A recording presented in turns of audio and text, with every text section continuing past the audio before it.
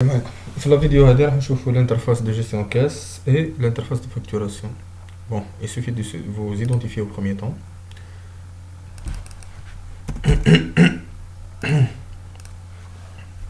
Une fois accédé à l'interface, vous allez sur Opération, Gestion caisse. Voilà, sur l'interface de gestion caisse, vous aurez tous les mouvements de caisse qui ont été effectués et le code d'utilisateur qui a effectué les mouvements de caisse.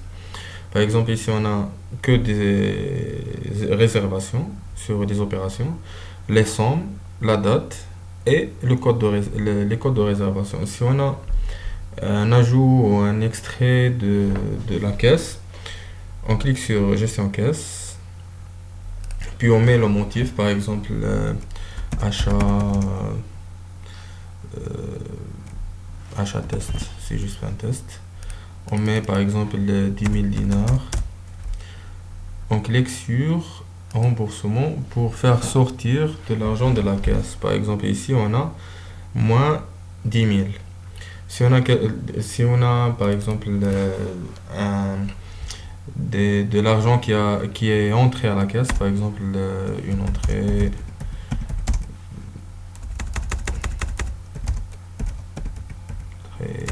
X, par exemple une entrée X de, supposons, 8800 dinars, versement, voilà.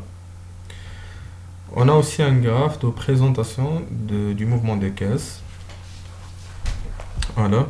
Ici, les dépenses ne peuvent pas apparaître parce que par rapport au chiffre qui est entré, c'est presque... si c'est, comment on dit, ça n'existe pas.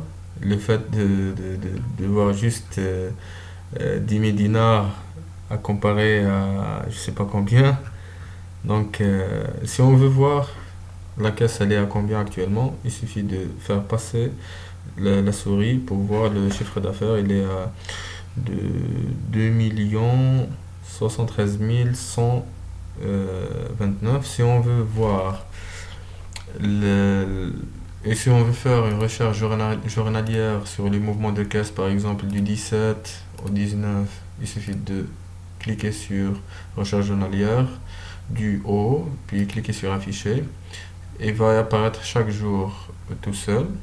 Si on veut faire une recherche mensuelle, il faut mentionner les mois, par exemple du 1er décembre 2018 au, par exemple, février 2019 et cliquer sur afficher.